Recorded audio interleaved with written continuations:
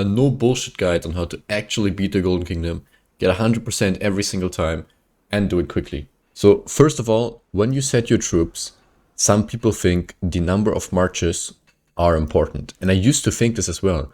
I used to think when you only put out one march, the enemies will be weaker and it would be way easier to fight them.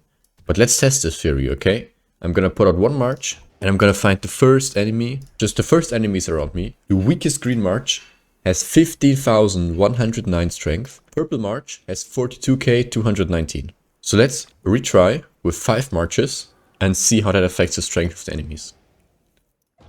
Let's set the troops. I'm gonna put all my marches out, right? Like everything I got. I'm gonna put this march out. I actually don't have enough troops right now because I am coming out of KVK. I look a little bit rough on the infantry. Just gonna do the same thing. I'm gonna clear all the fields, right? Okay, and then let's check. The weakest green, same as last time, 15,109. And the purple, same as last time, 42,219. So how many marches you put out actually doesn't matter. Because you can read this in the rules. All it's based on is your power. So the higher your power is, here you can see the strength of the enemy troops to scale with the participating governor's power, right? So the higher your power is, the more difficult it will be to beat the enemies. But this isn't the setup power of your troops. This is your total power. So the higher power you are, the more difficult this event actually is. And I will have a clip running in the background while I talk of me beating this event with 120 million power. So let's get into it and I'll show you what you have to do to beat this event. Let's reset again and I'll show you how you can beat this event. So the first thing you need to do is just put out all your strongest marches. I only have 4 marches, so this last one doesn't really matter what I put. I mean, I could put like a tank march, right? I could do like a Constantine, Richard maybe. Then I'll put that right here just to tank. And then whenever you get in a new level, you clear all the tiles first. Before you click anything, just clear all the fog. Because information is key. You need to get all the information, all the strength you can get. And then you open all the boxes. Before you fight anything, just get all the upgrades you can. And then start with the weakest troop and clear every single troop. Because every troop can give you blessings, and the more blessings you have, the sooner you will clear the final boss. So you can quick fight it. If you are running weak, you can manually do a setup, so you counter troop types. But other than that, just quickly attack, and then final boss. And now we come to the blessings. These middle things, they're not worth it. I never pick these middle things because they always have a drawback. The combo one, your active skills need more rage. There's one where your single target damage turns into AoE, and the AoE is unaffected by the number of targets. But most AoE skills are 5 target anyways, and you won't hit more than 5 targets in this game mode. And the drawback to that is that you do less normal damage, which is also not very good. So I always skip these special blessings because they're not really worth it for me. Warrior's Fury is really good, and Solar Shelter is also really good, because this is 20% extra damage. And this is 1000 rage. I'm gonna pick the Solar Shelter because this is less valuable for the final boss, which is where the key of the rewards are. Okay, and then I'm gonna pick a blessing here because I don't need healing. My troops are still full HP. Let's go to the next. So same thing as first floor. You clear all the fog first. You get all the information. And then you click on all the tiles. And then you just attack the weakest troops first. You keep clearing. Now we have a recruitment camp. Here you just pick what you think the strongest march is. I mean, it's obviously BQ Liu Che in this one. And I can replace my 5th march with BQ Liu Che and get 5 strong Season of Conquest marches. If I start with 1 troop, the enemy strength would be the same. You can test this for yourself. So AoE skills become single target, but again, there's a drawback. Your normal attacks still 20% less damage. And I would argue the main benefit of this is also a drawback. You don't really need damage taken decrease in this game mode, because you will have items that I'll get to later that will help you take less damage. So I will pick Warrior's Fury because it increases my damage. And I want to clear this level as fast as possible, so I want more damage. Unit capacity increases your damage by having more units. So unit capacity is one of the best skills in this game mode. Also any turn-based rage gain. The reason why Warrior's Fury isn't that good is because it's not turn-based rage gain, it's like a one-time rage gain. Okay, I'll pick a blessing again because I don't need to heal. When I clear this without commentary, I usually don't even look at the blessings, I just click whatever. I played it so often I already know what the blessings do just by looking at them. I don't need to read them. And let's do the same thing. We just clear the weak marches first. We get all the information, we get all the buffs. These type of items are usually useless. I'm just gonna use them because, I mean, they are useless. So, okay, this is the first item that you need to keep for the final boss. You want to keep as many as you need to reach 80% damage reduction. You can see it right here, it says 80% damage reduction. This is 2 purples, or 1 purple, 2 blues, or 1 legendary, 1 blue. Whatever combination you have, if you have more, you can use them on these legendaries in between the floors. But you always want to keep those for the final boss to have at least 80%. You want to have 80% damage reduction for the final boss, so you don't take damage from it. And you can kill it faster, of course, because the less damage it deals, the more units you have, the more damage your units can do. So let's clear this guy. Let's get the attack of front troops. That's 40% more attack. I'm picking all the buffs for my front troops because that's where my damage dealers will be. And then this is the AoE skill I was talking about. On paper, this sounds good. Your single target skills become AoE. But there's 2 things you have to consider. First of all, I don't have single target skills in my lineup. Second of all, my normal attacks deal 10% less damage, which is not good. This is a perfect shop for me to show you the next thing, which is this chief detector thing. When you get the opportunity to buy this, buy it and keep it in your inventory. Because the last level can have this green fog, and the problem with that is, when you are in the last level, you don't have a chief detector, and you have to click on the green fog tiles to find the last boss, to find the yellow boss. You will lose so much HP sometimes, you can get really unlucky, and this chief detector just guarantees you the entrance to the final level, and guarantees you getting 100% every single time. So whenever you see this, buy one, you only need one, and save it for the last level in case you have green fog in the last level. Arrow of Truth is pretty good. If you want it, you can buy it. It's not a must-have, but I would rather just focus on healing. All troops 15% is pretty good. One of your troops 40% is also pretty good. Actually, I think I'll buy the armor because I don't really need that much healing. I'll just get the legendary armor. And then that's it for the shopping. You don't need to save gold. There is a skill where you get more damage the more gold you have, but it doesn't stack up that well, and I'd rather have the items. Okay, so the legendary armor I bought is useless, so I have 2 purple, so I'm gonna use this on like level 14 on the boss. A little tip for the spin thing: when you click spin, you spin and you exit out. You can skip the animation, you can save yourself some time. And this skill is pretty useless for me, even though it's legendary, because it only increased my damage by 5 or later 10%. Rage recovery, very, very good. This is from a green little minion. Such a good skill. This is why you clear all the greens. The best march here are for Achilles, and I can replace my Zuka Philip, because Philip is not even expertise. And then once I get a 6th march, I can get this guy back in. I'll be slightly stronger. You won't really have any fallen troops. It's very unlikely you will have some. So this is just like a healing altar. Just treat it as a healing thing, but for 1 troop. Yeah, I don't need damage reduction, so I will just take the damage increase. These blessings are pretty bad, to be honest. There can be some pretty good stuff there, so I'll just heal up, then I'll pick the blessing, because my troops are still full HP. I'm gonna pick the rage gain.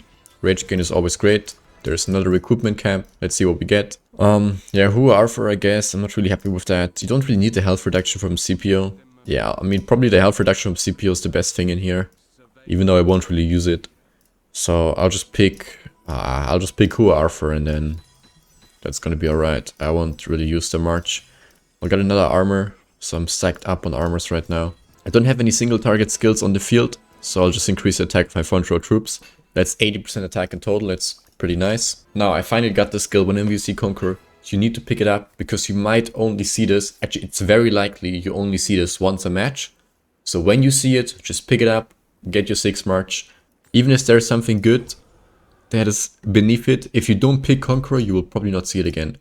And this is just free damage output. So my troops are pretty full, so I'll pick the blessing, some counter attack, why not? Then I'm just gonna speed clear now, unless I get something interesting, because this game mode is pretty like boring, to be honest. So I'll just skip the animation here, recruit, I guess the Nevsky, why not? I won't use it anyways. Okay, let's get the defense, a front row.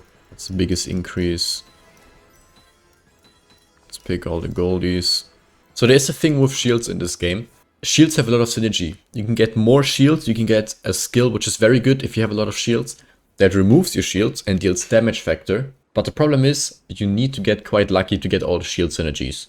But since all the other skills are trash, I will be going into shielding. So I'll pick the shield. This one is actually alright, because both these skills don't really do anything later in the game. This is just for clearing small troops and not losing any HP. but I personally like the shield a little more because it's a higher factor. And because there is a synergy with it, where you remove the shield, you gain damage. This is the third item you need to keep. So the first one was the armor, you need to keep 80% armor. Second one was a chief detector for the final level. And the third one are the bolts. The more bolts you have at the end, the better. You will use them all on the final boss and make him weaker. Priest Blessing pretty useless, armor useless for me. This is useless, this is useless. The only thing I can buy is the healing, and then I'll go next. And actually, items like these you can just trash, like you don't need that. Forced movement is also pretty trash. You can also just, you can trash it or just use it, doesn't really matter. So more rage gain is perfect. All damage, pretty nice. I'll reduce the rage recovery speed of the enemies. And my normal attacks deal more damage. This is by far the best skill here. Let's kill the final boss. Okay, Anchor is one of the best skills in the game. This is really good for every single troop you kill. They just have less strength, they deal less damage, they die quicker. Unit capacity really is one of the biggest factors of how much damage you deal. And the more unit capacity difference you have to your enemy, the better for you. So Anchor, very good. Let's heal this time. Let's go next.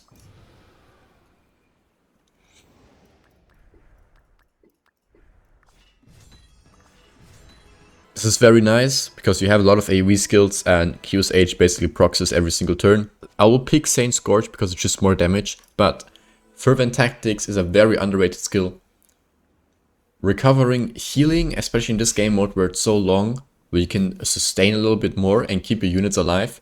For the final boss, this is very good, but this is just clearly better. More damage, always nice, always better. So let's heal up. Let's go next. Now we get the arrow towers. Here you can use the arrow tower bolt if you picked it up. If you didn't, that's fine. Just go straight to the tower, quickest line, and destroy it, and then you can play the game normally. And here we animation skip like always, saves us like a few seconds. Especially if you do this on multiple accounts each time the event comes. You want to save as many seconds as possible because this is getting boring quite fast. And you probably don't even read the skills if you do this on multiple accounts. Because you already know what the skills do, right? If you played it that often, you have it in memory. Okay, so this is another shield skill, so I'll pick the shield skill for the synergy. And I hope I'll get the skill that removes your shields and deals massive damage. So this is a skill I was talking about earlier, where you get more damage the more gold you have. So I don't have any single target skills, this is useless.